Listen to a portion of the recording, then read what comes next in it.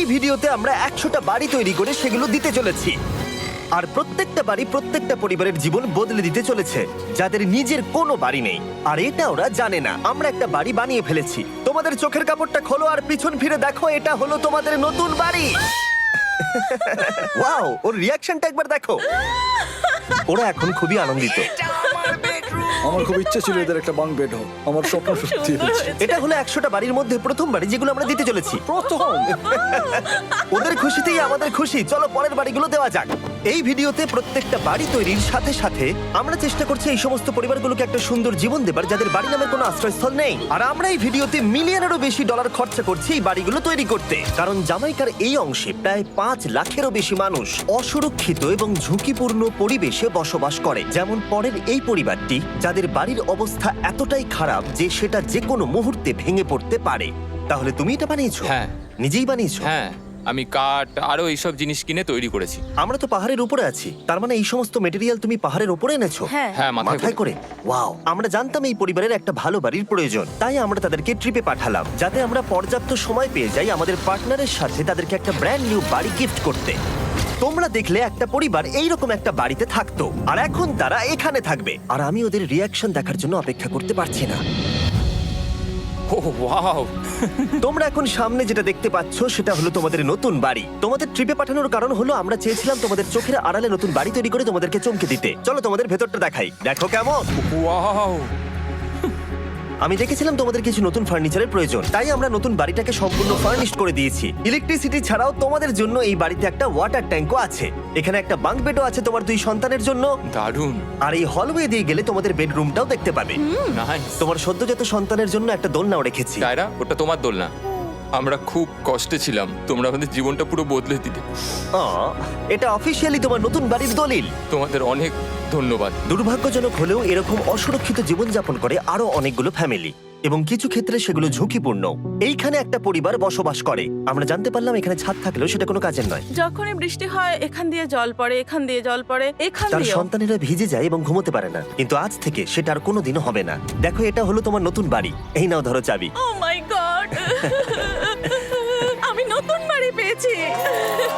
কিন্তু অবশ্যই এখানে আমরা থেমে থাকিনি। আমরা একের পর এক বাড়ি তৈরি করেছি জামাইকার এই সমস্ত ফ্যামিলিগুলোর জন্য। আর 100টা বাড়ি তৈরি না হওয়া পর্যন্ত আমরা থামছি না। কিন্তু দুর্ভাগ্যবশত আমাদের পরের ডেস্টিনেশন হলো একটা নদী যা প্রতি বছর 100টারও বেশি বাড়ি ধ্বংস করে দেয়। বর্ষাকালে এই নদী প্রতি বছর ভয়ঙ্কর রূপ ধারণ করে, জল বেড়ে যায় এবং দুপাশের বাড়িগুলোকে ভাসিয়ে নিয়ে যায়। তাই এখানে থাকাটা খুবই দুর্ভাগ্যজনক। যেমনটা তোমরা দেখতে পাচ্ছ, ওখানে একটা ফ্রিজ আছে যেটা দেখে মনে হচ্ছে কোনো একটা বাড়ি ভেসে গেছে। একদম ঠিক। তাহলে তুমি বলছো বন্যা হলে নদীর দুপাশে যে সমস্ত ফ্যামিলিগুলো থাকে তাদের বাড়িগুলো সম্পূর্ণরূপে ধ্বংস হয়ে যায়। হ্যাঁ, এটা ঠিক। সেই কারণেই আমরা এখান থেকে অনেকটা দূরে এই সম্প্রদায়ের জন্য অনেকগুলো বাড়ি তৈরি করেছি। মজা করছি না? আমরা দিতে চলেছি এই বাড়িটা, এই বাড়িটা, এই বাড়িটা, এই বাড়িটা, এই বাড়িটা, এই বাড়িটা, এই বাড়িটা এবং অনেকগুলো বাড়ি। তাই আমরা শুরু করলাম মারিয়া এবং তার মেয়েকে দিয়ে, যাদের আগের বাড়িটা বর্ষাকালে নদীর জল বেড়ে যাওয়ার কারণে সম্পূর্ণ ধ্বংস হয়ে গেছিল। এমনকি একটা বিছানাও তাদের কাছে নেই। প্রত্যেকটা দিন তাদেরকে লড়াই করে বাঁচতে হচ্ছিল।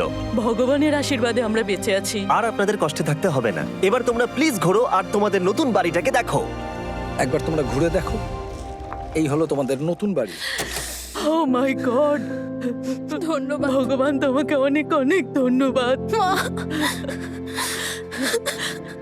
অনেক অনেক আরে ধন্যবাদ। ঠিক আছে, চলো ভেতরে যাওয়া যাক। ও, তুমি আমাকে হাত করতে চলো চাও? চলো ভেতরে চলো। চলো ভেতরে। ও, কি সুন্দর! আর ওরা যখন নিজের বাড়িতে ঘুরছিল তখন ওরা জানতো না এই বাড়িটা ওদেরকে ফ্রিতে দেওয়া হচ্ছে। সারপ্রাইজটা কি বলনি? না, না। আরে সারপ্রাইজটা ওদেরকে বলে দাও। তোমাদের টাকা দিতে হবে না, এই পুরো বাড়িটা তোমাদের। সৃষ্টিকর্তাকে অনেক অনেক ধন্যবাদ। নতুন বাড়ির জন্য অভিনন্দন। তোমাকে অনেক ধন্যবাদ। এটা ফ্রি শুনে ওরা খুবই খুশি হয়েছে। আমি কি এখানে শুতে পারি? হ্যাঁ, তুমি শুতে পারো। ও, আমার এখানে ঘুমোতে ইচ্ছে করছে।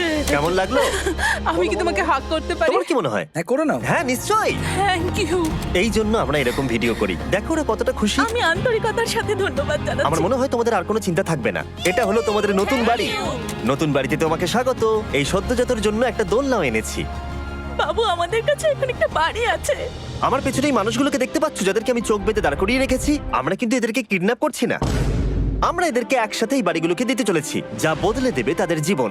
সবাই ভালো করে শোনাও, চোখের কাপড়গুলোকে খুলে ফেলো আর পিছনে ঘুরে দেখো তোমাদের নতুন বাড়ি।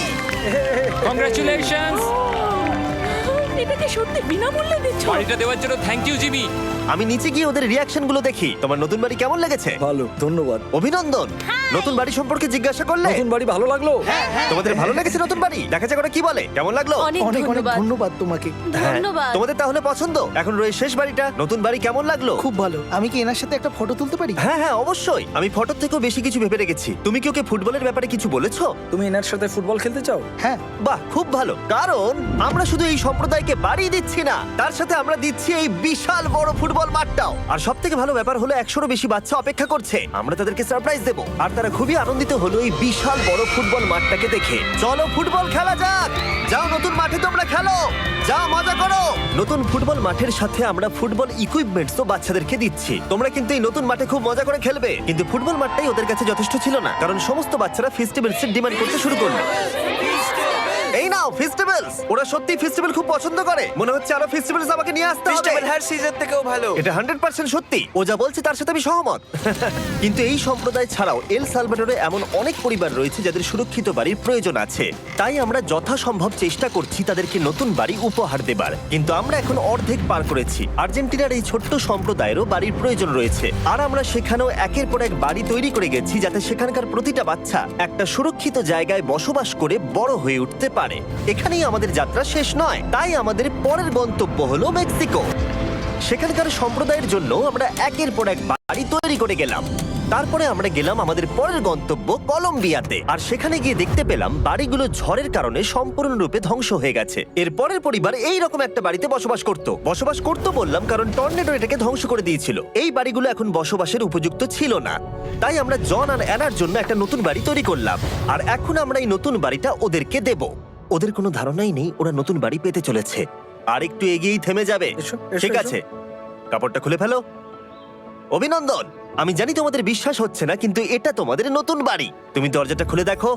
ওরা সবাই অবাক, আর আমার মনে হয় না ওরা বিশ্বাস করতে পেরেছে এটা ওদের নতুন বাড়ি। ওরা কিচ্ছু বলতে পারছিল না, কিন্তু চোখের জল অনেক কিছু বলে দিচ্ছিল।